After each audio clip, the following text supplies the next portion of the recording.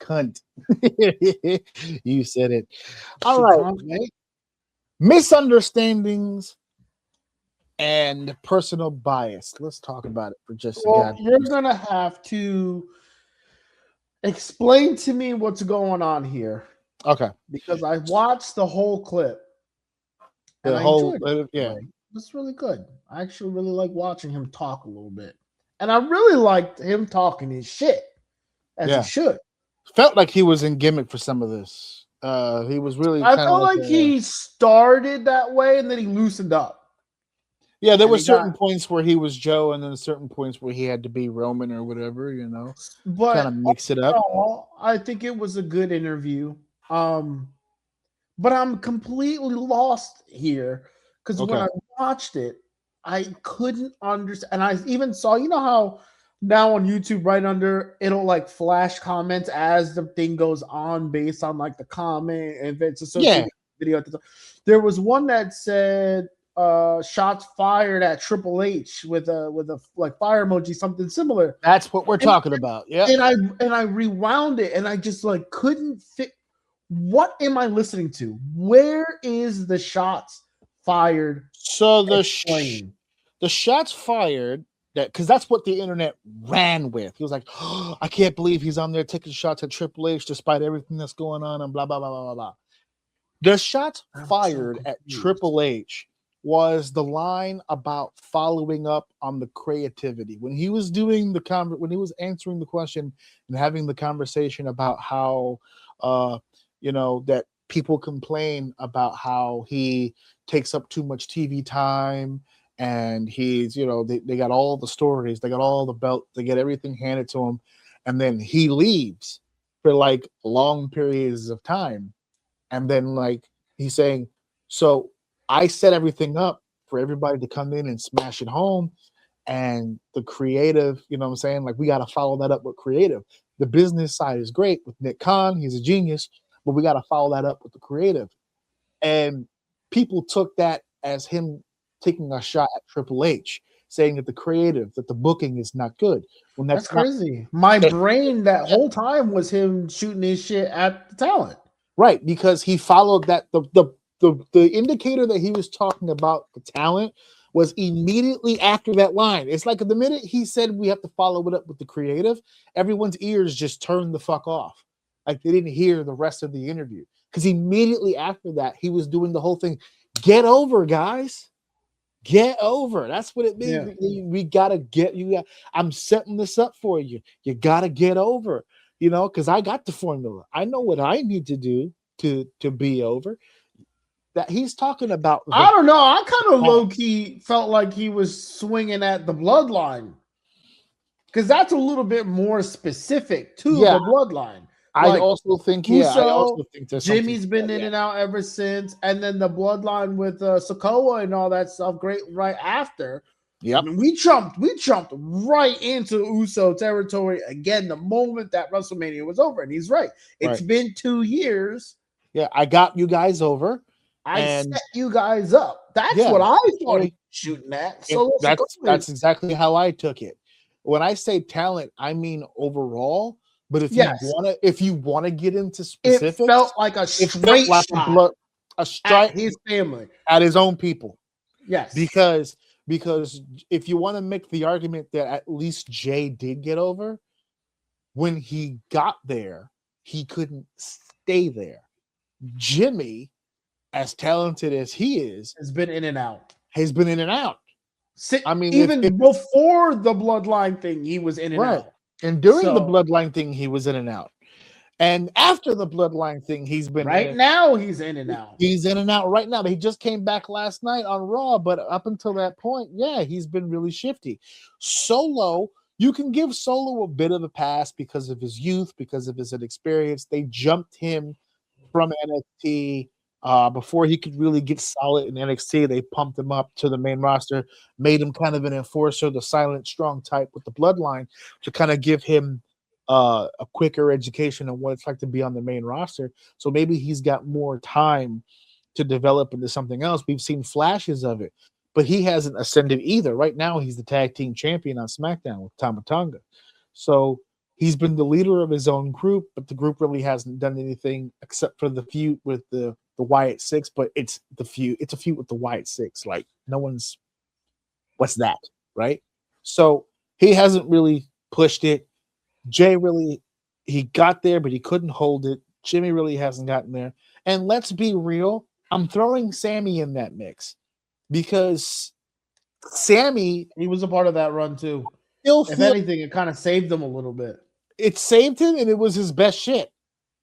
Because to be honest with you, Sammy has kind of felt like a whirlwind after the bloodline stuff. Like he's up, he's down, he's in the main event picture competing for the WWE championship, but then he can't beat this. He can't like he's getting beat up by Trick Williams, so it's like he's all over the map. He's the United States champion, but then he's this and then he's that. He's up, he's down, he's up, he's down. He beats Gunther at WrestleMania. He disappears for several weeks. He becomes United States champion. Gives John Cena a thing, and he's back on top, and then he loses the belt to the Dragunov and off TV for forever again. It's like it's an up and down flow. No one is just consistently just dominating the ranks. Yeah. No one is batting 300 when it's their turn at the plate. Everyone just seems up and down. And then once you get past their own family, there's a lot of people that are tearing up and down, right? Everyone's the LA Knight conundrum, right? The fans really, really love him, but at the same time, it doesn't really seem like they're not ready to pull the trigger on him. On him backstage. They're just not. For whatever reason, for whatever they're seeing, whatever they're communicating with him, they're just not at his age too. Like if you were going to do it, now is the time, and it just seems very apprehensive. Probably one of the biggest pops of the Men's Royal Rumble. We'll get to that in a little bit. Was LA Knight. They were fully expecting him to have at least a showcase. We're getting to a point now where people don't expect him to win shit, but at least some sort of a showcase, some sort of a showing that would be considered at least impressive. He got to eliminate Brock Lesnar at the Royal Rumble, but even that was done like during Jay's entrance, so the camera didn't even fucking catch it. Yeah, that was crazy. I'm like, did they really just get rid of Brock Lesnar mid intro? Like it was weird. Intro and just so it's really complicated and how all that shit works. And so like when I heard those comments from Robin, like, come on guys, just like I'm teeing this up. Him saying I'm teeing this up, because a lot of people misunderstood that too. They were like, well, of course you're teeing it up. You're opening the show, you're closing the show, you're dominating the whole program. Of course you feel like you're teeing it up. Well, he's teeing it up and he's getting all the time because the time that he's spending on it is working. It's changing, it's spiking the needle mover, right? It's moving the ratings, it's moving the merch, it's moving the buy rate, it's drawing attention. He's not just on the television show for Monday Night Raw or SmackDown. He's doing Kimmel, he's doing Fallon, he's Pat McAfee Show, but there's a connection. But he's doing all these different appearances. You said the perfect line. Akuma just won the Royal Rumble. Like he's all over the fucking place. And when he's all over the place, that brings eyes. It's like before when Steve Austin would do Nash Bridges as a guest star, and he would do Jay Leno, and he would do all these different shows. It brings eyes. There's not a lot of people in WWE that are pulling that in. The Slim Jim commercials with Bianca and Jay and LA Knight. Then there's this other commercial, I forgot what the fuck it's for, with Cody Rhodes doing the worst super kick I've ever seen in my life with Bianca Belair and also Jey Uso. Like, they have their favorites and they know who to use and who they are comfortable using, I should say. But there's a lot of great talent, but not a lot of. There's no one really like who's that lightning rod? Who's that person that comes through the curtain and grabs you? There's not a lot. There's not a lot. We saw 2 Royal Rumbles. That's 60 individuals. Not everybody got forget pop. Not everybody got a reaction. Hear the number. Like, I think Iguana got a bigger pop than a lot of the main roster. I mean, Like Iguana's that guy, dude. he apparently he's that dude, but you know, what were your interpretation when you heard him? Because you said yourself that you felt he was kind of coming in and out of the gimmick, and you had felt that he was talking specifically about the bloodline, but from the overall point of the interview, when he was talking, like even when he was talking about his family lineage, which Pat McAfee knows what the fucking lineage is. He just Sure, he I mean, wanted it's a show, man. Let him explain it to the people. well, not just explain it to the people, but he wanted to give Roman an opportunity to go ahead and just put the family over real quick. You know what I'm saying? Let him know. Yeah. Let him know. But what were your thoughts when you were just watching this guy? Just was this what I'm asking is do you see the charisma? Do you see the character? Do you see is he an interesting person to you? Do you want to hear more from Roman Reigns? I mean, everything he was. I told you I was lost with the controversy part of this because I first of all, everything I think he said was true. Yeah, you know what I mean. If anything, he was fucking pumping me up. Like I wanted to like fucking hit a left and just go in the gym or something for a little bit. Like he was fucking inspiring me. Like it was. I don't think he was. Obviously, I don't think he was shooting at Triple H at all. He has nothing to do with it. At the end of the day, I think he has a little bit of a chip on his shoulder.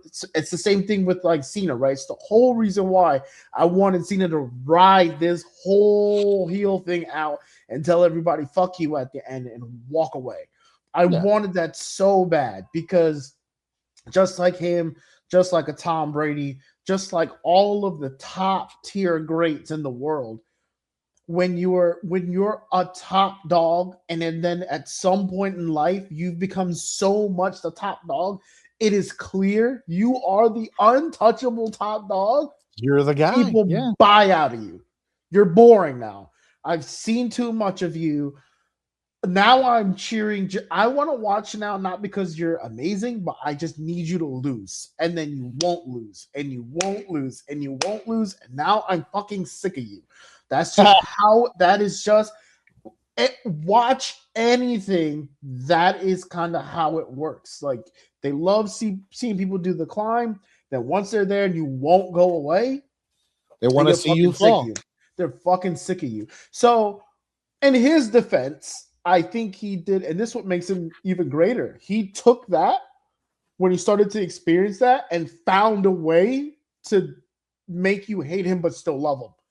And he's one of the very few that I watched like be the heel still, but we still wanted him to like no one was really like hating him per se. He turned that perspective going into the bloodline, carrying through the bloodline, getting to the end and leaving as a heel, by the way. Yeah. Leaving as a heel. Came back to one of the biggest babyface pops. And all of a sudden, he's a face. He's a face now. He's a baby face. Without changing a fucking nothing. thing. He didn't say sorry to nobody. He didn't apologize. He just stared at people. He didn't say anything too negative, but he didn't say anything positive either. He just kind of like changed his demeanor a little bit. Just a little bit. But he didn't do anything. And he came back and people popped for him. So when he comes on to Pat McAfee and talks his shit and go, guys, I left. I don't see me. Who else is me here? Yeah. No one. None of you are doing this. And one of the things he pointed out is no one's driving story. No. Where's the story? Who's telling a story? Nobody. I'm coming back. I'm going to come back. And not only did I give you the chance to do it, and he pointed out exactly what they were saying. I'm taking up too much time. I'm doing this. I'm doing that. Oh, it's easy for them to not be good. It's easy to tell them to do better when you're hogging up all the time and they don't get time. Okay, right. I left for 2 years. Where is he? Where is that guy? He's like, I don't know. And then he said, I don't even need to come back. I did so good in my career. I can just sit there and collect. He said, I don't need to do anything else. I'm done. I can be finished right now and never be not rich for the rest of my life. But I don't want to do that. I want to come back and I want to make bigger money. You know why? Be pretty much in a nutshell, no one else can do it. And I'm going to set you guys up again to see if you can handle it when I leave. I love for now, I'm coming back. I love his comment about that he has 4 kids. He said, I have 4 kids and I want to cast such a big shadow that they never get out. Whatever. He goes, I want to cast a big enough shadow that they never get out of it. I know that. I thought that was hilarious. I don't ever I want them to forever be in my shadow. I want to be too big for even my own kids. To be like, he said, in order for you to get up out of this shadow, you're gonna have to work. You're gonna have to work. You're gonna have to do something special. You're gonna have to do something special. And that's work ethic right there. That's the part that made me want to go to the gym. I'm like, hold on a second. Let me change my life here for a second. I'm always right. I can't let these 2 little fucks outshine me, bro. I gotta get my shadow bigger. Can't be the GOAT if somebody after me is gonna be better than me. That's not earn that title. I am the villain for this every time that I say it, but it fit here. Right? Because a lot of the issue that I think people had with these comments is they immediately went to Triple H because that's who they don't like. People put the blame on Triple H for everything. It's the booking. For good or for worse, for good or for bad, you have to, when it's going great and you're gonna take credit, you gotta take credit for when it's not going well. Absolutely. But this is a 2-way street. It always has been. It always will be. Yes, you need the booker to put you in a position to succeed, to line it up right, to get the right story together that leads to your strengths, the right opponents that can show the audience how great you really are, to shine that baby face up and make a star. You're absolutely right. But, and that's the part where I say I'm always the villain when I say this, you need to bring something to the table for that to work. And everybody's opinion always is that, well, he's a great wrestler.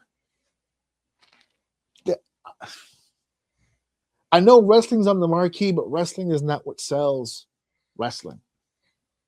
Characters and stories and situations create memories for people. I can list a bunch of great Macho Man Randy Savage matches. I can probably name more moments that he had and more quotes that I remember and more promos that were more memorable. Once you get past WrestleMania 3, a lot of these people who go, oh, Macho Man's my favorite wrestler of all time. Okay, give me 5 matches. It's hard for some people. But if I said, give me 5 promos or give me 5 moments, that's easy. Everyone goes to the cream of the crop promo. Everyone goes to the him and Sherry promo. No, it's not. Yes, it is. No, it's not. They can go back and they can do those things. Same thing with Stone Cold Steve Austin. You go to the generation after. Can you name great Stone Cold Steve Austin matches? Absolutely. He's had a bunch of them. But if I ask you, what's your favorite Stone Cold Steve Austin moment, and you give me your moment, is the moment more valuable to you than the match? We remember Austin versus McMahon as a build, but they only had 1, maybe 2 matches together. But they feuded and they were together, attached at the hip for like 2 years straight. But Vince was feeding him opponents.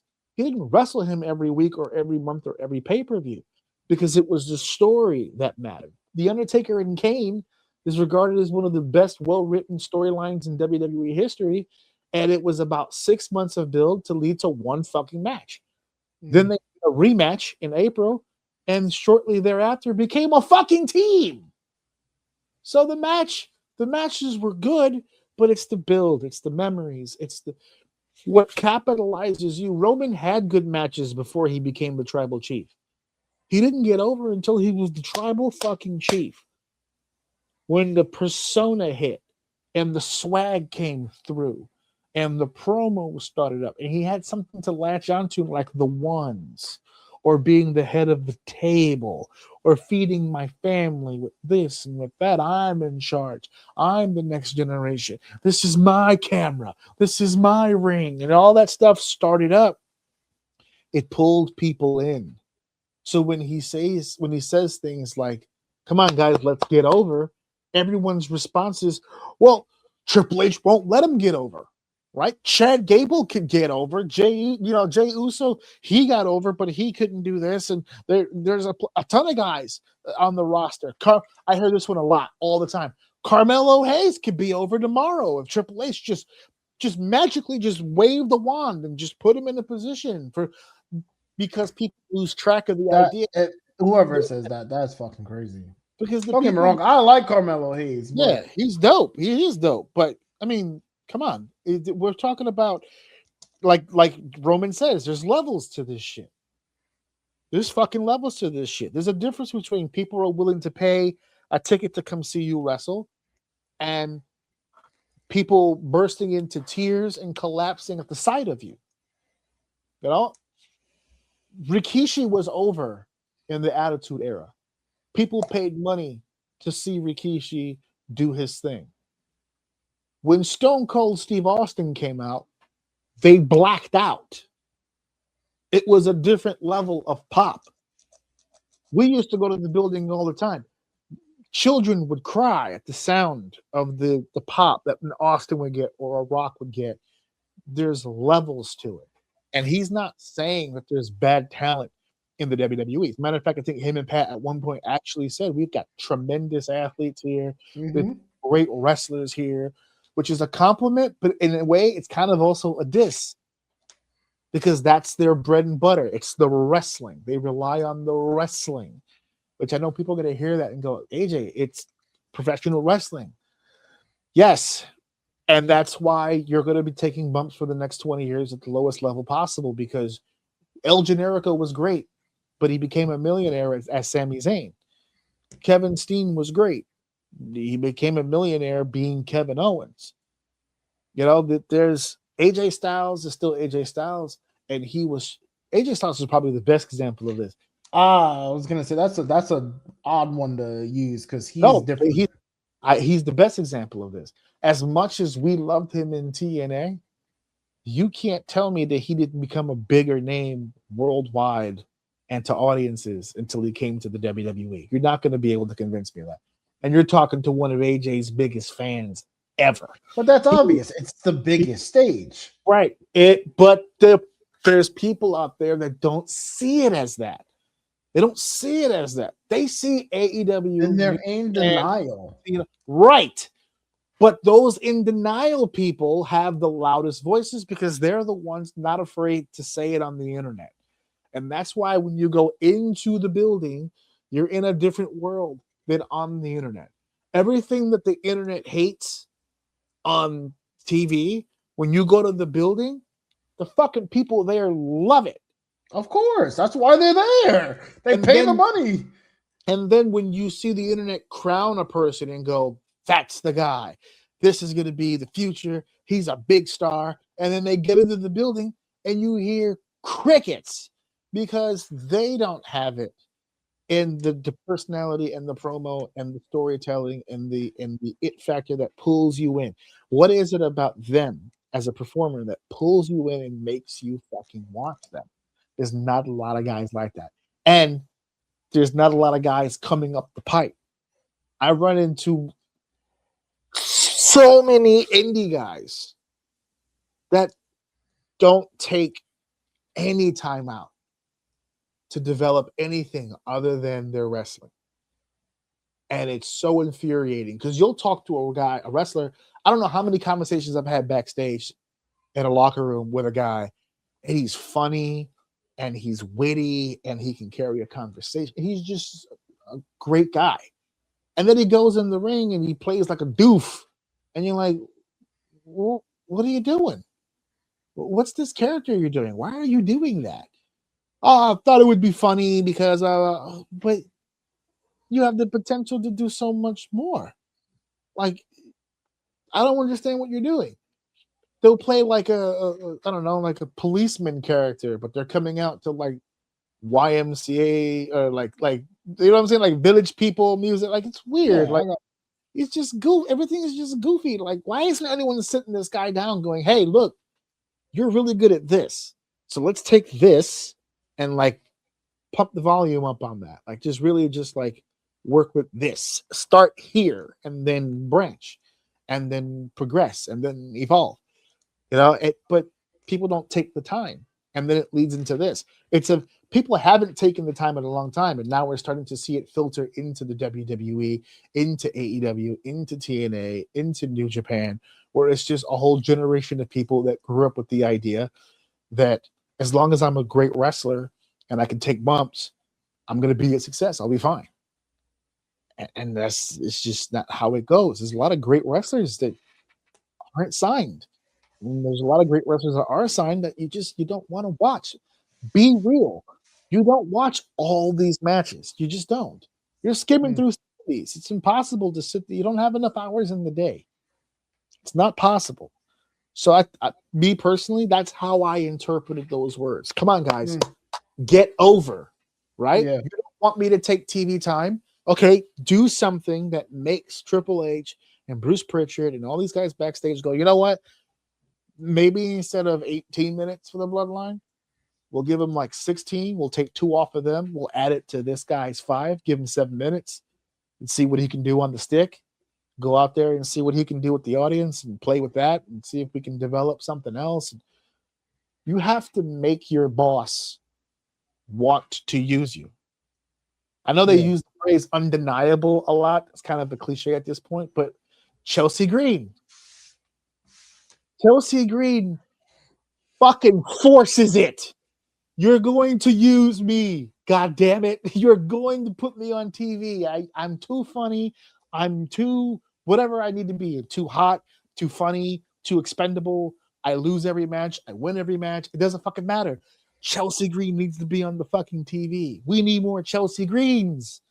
We need more people who are just like, what do you need me to do? Write it on this piece of paper. And I put it on the piece of paper. She reads it and she goes, all right, let's go. Like she plays fucking charades every time she's on TV. It's like she gets the paper. All right, here we go. This is what we're going to do. And she just tries. She tries. She's had her face busted open. She's broken shit. She's been put through cake. She's been all kinds of weird shit. When she got eliminated from the Rumble, the Saudi Arabian government was mad when Chelsea Green was eliminated from the Royal Rumble. Oh, someone's going to pay for that for sure. But they appreciated Chelsea Green. We should all be, that's the message of this whole segment. Be a Chelsea Green. Be more like Chelsea Green. Force the issue, man. Make these people believe. Make them force it. Make it happen. Just whether it's 60 seconds, like I think John Cena said this, if it's 60 seconds or it's 60 minutes, every time you're in front of the camera, make it fucking count. Do something. I know that everybody has restrictions and parameters. Play within the restrictions and the parameters. Do something. Watch everybody else's shit and think to yourself, how can I not do any of that shit? How can I do what I do without looking like any of them? And if you can figure that out, you're going to fucking make money, bro. That's what Roman is talking about. Roman doesn't consider himself a badass. But what badass does? What badass walks around going, totally a badass? None of them. They just are a badass. That's all he needed to do. He just needed to stop trying to be the big dog and just became the big dog. That's it. I'm the tribal chief. Did anybody agree with him when he first started saying that? No, but he believed it. And now thousands of people, millions of people around the world all believe it and throw up the ones. That's it, man. Gotta fucking go for it, man. Go for it. Come on, guys. I believe it all. Easier said than done, but you can't get mad at the person doing it. That's all. Yeah, that's why I get treated like the villain. They go, so because they're not an outrageous personality, they shouldn't follow their dreams? No. If you have zero personality, but you really love this business, figure it out. You don't have to be an outrageous personality. Yeah, people make it all the time. Dexter Loomis didn't talk. But remember when we did the segment where we talked about when Dexter Loomis had the wedding? He hadn't talked, and he was a character on NXT and hadn't talked for like 2 years. And then he was getting married to Indy Hartwell. And every time the Indy Index was one of my favorite things in NXT history, where she would do all the talking, he would just go like that, or like something stupid. And then at the wedding, she did her vows, did the whole thing, and the priest asked if he wanted to say something, and then he didn't. And then they went back to this, and then asked him again, and he didn't say anything. So you figure they're gonna go the whole wedding, keeping the kayfabe. And then when they got to the I do's, he grabbed the mic like to cover it, and he brought it over to him, and the whole building, even the wrestlers that were in the ring, and he went, "I do," and he went, "Oh my God!" It was a whole. You can make it work. You just got to commit to it. Just commit to it. You got to believe. Be a Chelsea Green. It happened. Make it happen, Captain. Be a Chelsea Green. That's all I'm saying. Make it happen. So it is time. Actually, no. Let's do it right. I've been on the ball today with the banners. I right here on the ball today with the banners. We're cooking. We're cooking. We're cooking.